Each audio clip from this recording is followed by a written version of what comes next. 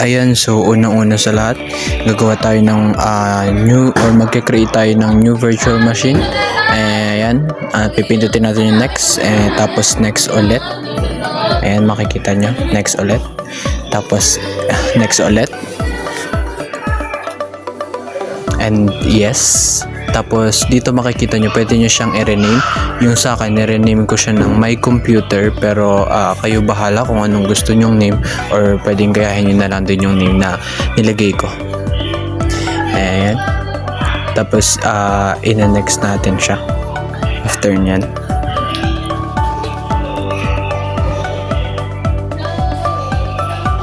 At ito naman, kung makikita nyo, magsiset na tayo ng gig. Titingnan natin ngayon kung okay ba, kung sapat ba yung gig ng computer, at pwede ba tayo kung ilan ba yung gig na pwede nating iset, kung kaya ba ng computer.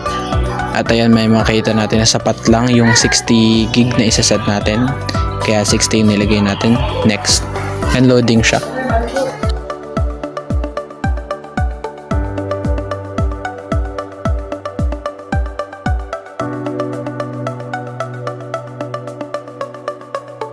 Ayan, tapos na yung loading niya. At ang commonly na ginagawa dito yung sunod na step is magsiset ka ng CD-DVD. Pero yung sa akin kasi automatic na siya nagsiset, kaya ipapakita ko na lang ulit sa inyo kung paano siya iseset. So sa may kaliwa nyo makikita yung CD-DVD. Tapos pag pinindot nyo yung CD-DVD, ganito yung lalabas sa inyo. Ayan, yun yung lalabas sa inyo kapag pinindot nyo yun. Tapos pindutin nyo yung browse, hanapin nyo yung Windows 7 na installer na i-install, para Windows 7 yung maano nyo. Tapos ayan, nandyan na. Tapos in-X ko yung sa akin kasi naka-install na siya.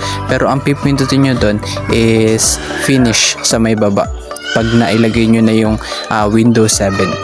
Tapos dito sa part na to is pipiliin nyo lang yung home basic na 64 gig na nanda sa may babang parte. Ayan, nakikita nyo dyan na pinindot ko. Tapos hihintayin nyo na lang siya kasi loading lang siya.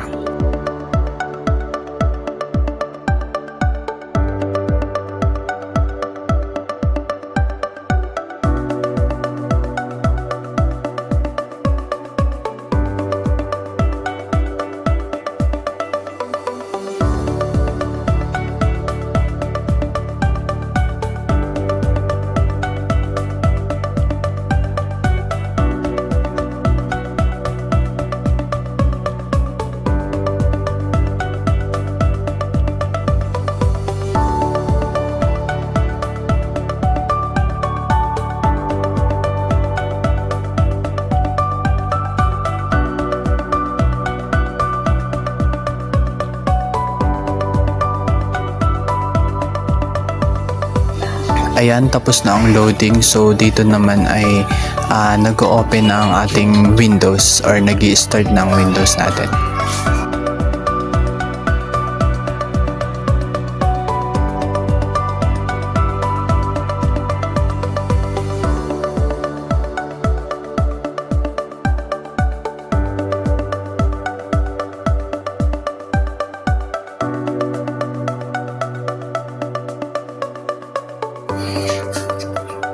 At ito, bukas na siya.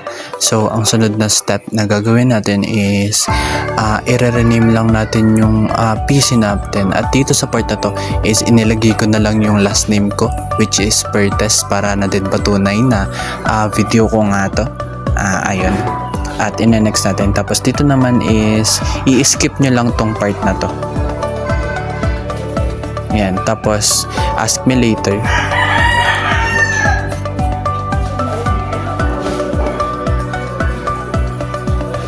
At home network ang pipindutin.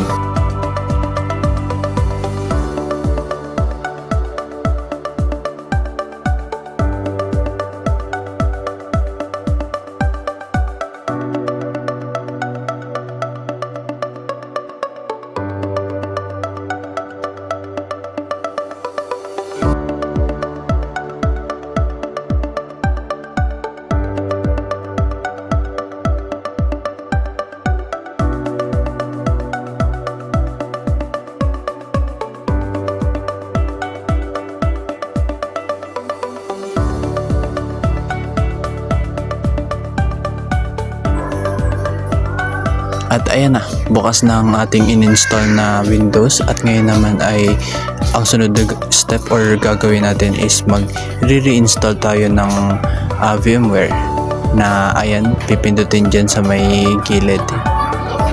At yung sa akin kasi nagre-reinstall na siya, kaya makikita nyo sa gilid na ang nakalagay is cancel reinstall. So kapag kinancel ko yan, magka-cancel yan, kaya ayan, nag-i-install na siya. So wait na lang natin.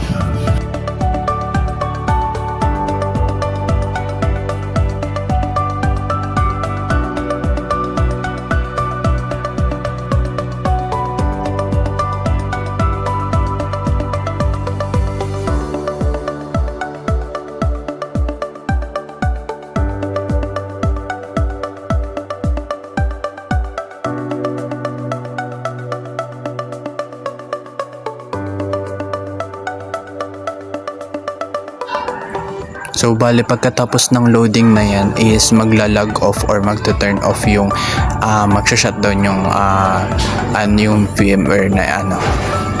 Tapos hintayin mo na lang ulit siya.